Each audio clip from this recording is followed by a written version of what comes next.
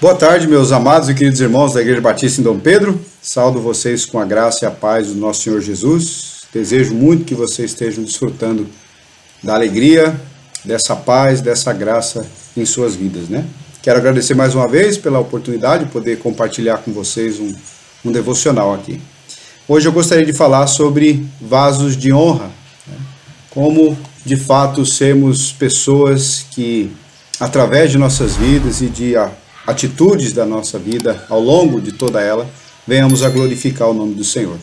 Quando olhamos para as Escrituras, a gente vê muitos homens de Deus que conheceram a Deus, que amavam a Deus e que em momentos cruciais ou, vamos dizer assim, pontuais em suas vidas, eles tomaram a decisão de confiar em Deus e seguir as instruções do Senhor e, consequentemente, tomaram decisões que veio a enaltecer e engrandecer o nome do Senhor. Esses homens são homens honrosos, homens valiosos, dentro, né, do rol de homens de fé, de homens de honra, né, de vasos de honra para o Senhor. Em compensação também nós vemos muitos homens que amavam a Deus, que de algum modo tiveram um contato com Deus, mas que em pontos cruciais da sua jornada, da sua história, eles seguiram outras paixões e não a instrução do Senhor. E consequentemente estão registrados suas atitudes na Bíblia de modo vergonhoso, de modo que trouxe desonra para o nome do Senhor. Então, isso não é diferente de nós também, né? No nosso tempo, vemos muitas pessoas vivendo para o Senhor, enaltecendo o Senhor, mas estamos vendo também muitos irmãos que ao longo da sua vida vão tomando más atitudes, vão seguindo seus próprios corações e desejos e, consequentemente, acabam sendo vasos de desonra, né? Isso estamos falando de irmãos, não estamos falando de incrédulos. E a reflexão que vamos ter essa tarde está baseada lá no livro na carta, segunda carta que Paulo escreveu a Timóteo. Então, 2 Timóteo, capítulo 2, versículo 20 ao 22. Numa grande casa há vasos não somente de ouro e de prata, mas também de madeira e de barro. Alguns para nobres finalidades, outros para fins desonrosos. Se alguém se purifica desses pecados, será como vaso de honra, santificado, útil para o Senhor e preparado para todo bom serviço. Foge igualmente das paixões malignas da juventude e segue a justiça, a fé, o amor, a paz e comunhão com todos os que invocam o Senhor com o coração puro. Vocês sabem que essas são as últimas palavras que Paulo está direcionando a alguém. Logo ele vai morrer, né? Que ele escreveu. Então é a última carta que ele escreve, e ele escreve a Timóteo. Timóteo é um jovem pastor que tem a incumbência de ficar responsável por pregar, por ensinar, né? E Timóteo era um pouco tímido. Imagine também o desafio dele de pregar, uma vez que o apóstolo Paulo é que está pregando, né? Só que chega o ponto onde o apóstolo Paulo está morrendo, está dizendo, eu vou morrer, chegou o meu tempo. Você segue pregando, segue ensinando, né? E ele precisava romper com a sua própria timidez.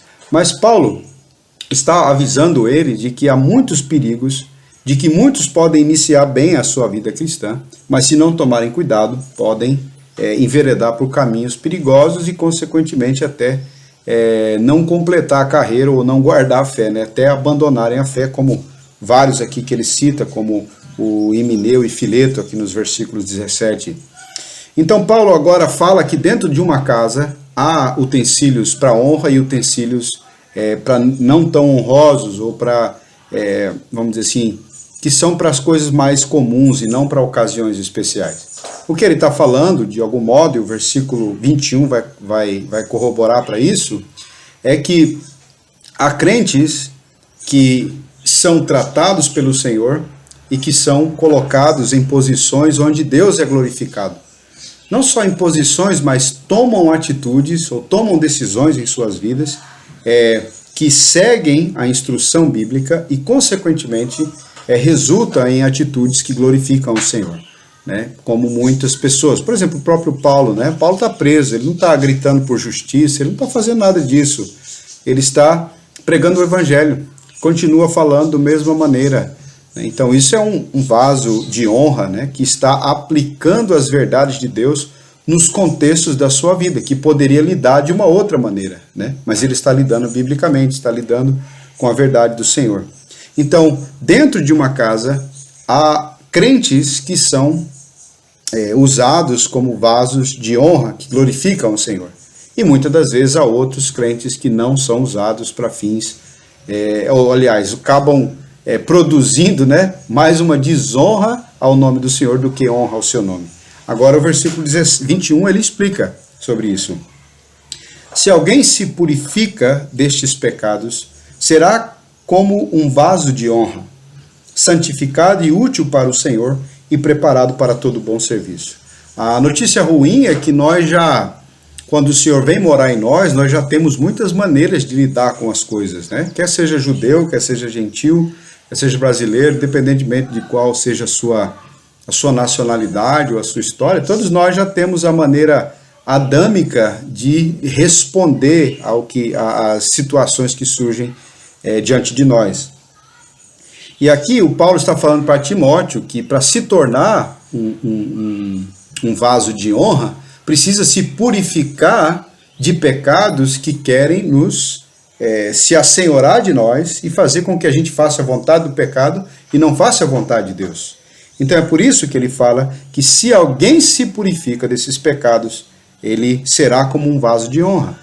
Então havia muitas lutas e muitas ocasiões onde as paixões do próprio coração poderiam, vamos dizer assim, guiar a nossa vida e, consequentemente, os frutos frutos de morte, o fruto é fruto de desonra e fruto que não enaltece o Senhor. Então, quando conseguimos nos livrar desses pecados que já está arraizado dentro da nossa alma, dentro de nós, quando nos livramos dele, quando tratamos biblicamente desses problemas e vencemos, então começamos a ser um vaso de honra, começamos a ser usados para enaltecer o Senhor em diversas ocasiões e muitas das vezes vai aparecendo novas ocasiões para que a gente então glorifique o Senhor de diversas maneiras. Como por exemplo, Paulo, já falei, né? Paulo estava preso e como que poderia glorificar o Senhor preso, né? E é o que ele está fazendo. Ele vai até Roma e vai testemunhar do Senhor para os magistrados em Roma. Então Paulo fala que esse vaso deve ser santificado, útil para o Senhor e preparado para todo bom serviço. Infelizmente, há muitos irmãos que por causa de áreas em suas vidas, eles não estão prontos para qualquer obra, né? Às vezes, pecados e lutas que estão ainda tirando o seu vigor, tirando o seu ânimo espiritual e fazendo com que eles fiquem até omissos no que se refere à obra de Deus, no que se refere a fazer a vontade de Deus. Se eles não se purificarem dessas coisas, eles acabam se tornando inúteis para muitos serviços que precisam, né? Como, por exemplo, de pregar o Evangelho, né? Quantas pessoas, quantos crentes genuínos, com bom entendimento do Evangelho, com bom entendimento da verdade, eles não podem abrir a boca para os seus amigos, porque se abrir a boca para os seus amigos o relembrará, né? Ou os relembrarão de muitas ocasiões de atitudes erradas que foram feitas por esse mesmo que almeja pregar o Evangelho. Então, se não conseguimos nos desvencilhar desses pecados e problemas e coisas de sujeiras da alma, não conseguimos também sermos vaso útil e também não estamos prontos para todo bom serviço. Tem um outro versículo aqui que Paulo fala, no 15, procura-te assim apresentar-te como obreiro aprovado diante do Senhor, que não tenha do que se envergonhar e que maneje bem corretamente a palavra da verdade. Então esses elementos são importantes. Não tenha do que se envergonhar é quando de fato olha os passos que estamos dando e não há um passo de um retrocesso ou de uma mesma ou de uma continuidade no pecado, só que de maneira mais velada, né? Esse pecado precisa ser exposto, precisa ser trabalhado para que essas coisas que estão contrárias ao Senhor não venham ali na frente a expor os seus frutos e consequentemente trazer vergonha, ou alguém chegar e falar, eu sei que você fez determinada coisa, né? Eu já vi ocasiões onde, ou pelo menos ouvi também, de muitas ocasiões onde irmãos que estavam para pregar, pastores que estavam para pregar, mas maridos foram lá e expuseram seus pecados de terem se adulterado ou traído com as suas mulheres, né? Coisas terríveis, isso dentro de igreja. Quantos e quantos testemunhos de homens que manejavam bem a palavra, que tinham bom conhecimento, mas que não cuidaram dessas partes em seus corações, e isso veredou para um caminho de vergonha. Então é nesse sentido que Paulo continua o pensamento. Se não conseguem desvencilhar, se não conseguem se livrar desses pecados, esses pecados que de alguma maneira estão ligados à nossa paixão, aos nossos amores, que são contrários a Deus, dificilmente vamos estar prontos para toda boa obra. Mas Paulo também dá a maneira de escapar disso, como vencer esses pecados e ser santificado e ser um vaso útil. Versículo 22. Foge igualmente das paixões da juventude, e pregue e segue a justiça, a fé, o amor, a paz e a comunhão com todos os que invocam o Senhor de coração puro.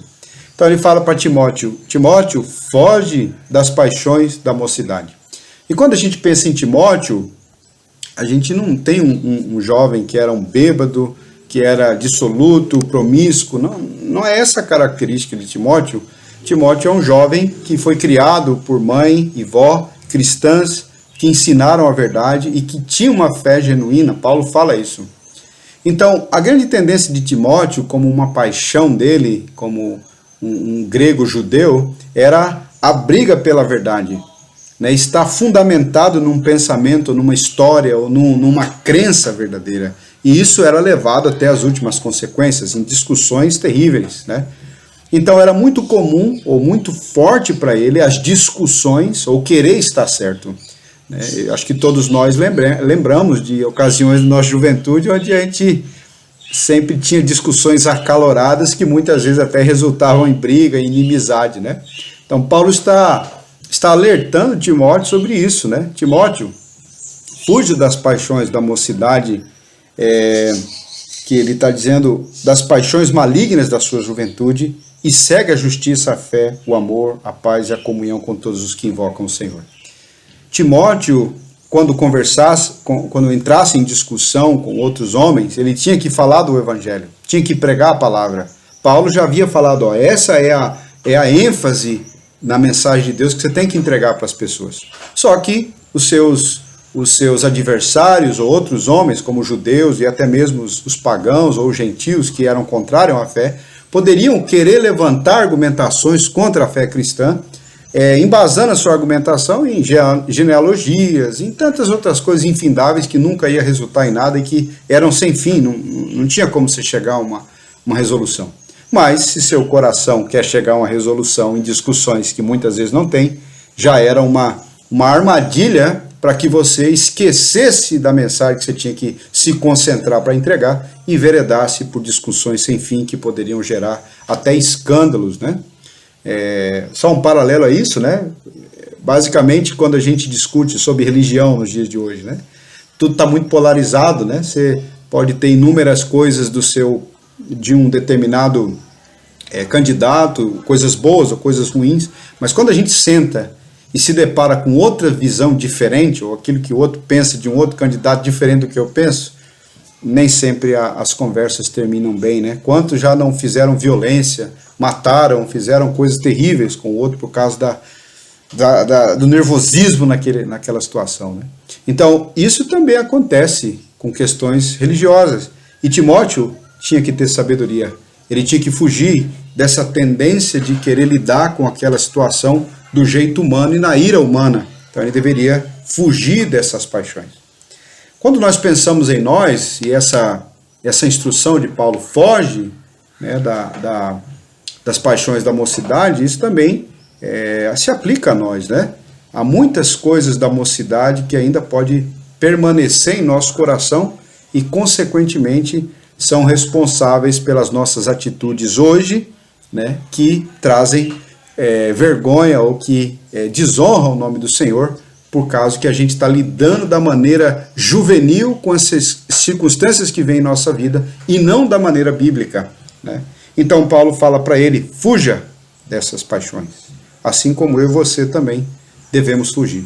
Quantos precisam fugir das imoralidades de seus corações, né? das paixões imorais que ao longo da nossa história vem se arraigando em nós. E na nossa cultura está cheio disso, né? E também de discussões, de estar certo, de ser o dono da verdade. Isso tudo pode se tornar uma paixão humana que no processo da gente como crentes, de transmitirmos o evangelho para as pessoas, nós devemos cada dia mais morrermos para nós mesmos, ou seja, sermos deixados para trás para que Cristo Jesus fique bem claro e nítido em nossa vida, fazendo com que nós sejamos um vaso de honra. E se a gente não vai tratar da maneira juvenil, como que a gente vai tratar? Nós vamos tratar das circunstâncias com justiça, seguindo o que é justo, seguindo a fé, seguindo o amor e a paz com todos aqueles que invocam o nome do Senhor. Então imagine o Timóteo com já essa predisposição de entrar numa boa discussão e levar até a última consequência, entrar em discussão sobre o Paulo estar preso, por exemplo. O Paulo está preso porque ele é um bandido, um sem vergonha e está fazendo muita coisa errada. Aquilo poderia mexer muito com Timóteo. E Paulo está falando para ele, segue a justiça, Timóteo. Segue o que é certo, independentemente do que os outros estão fazendo.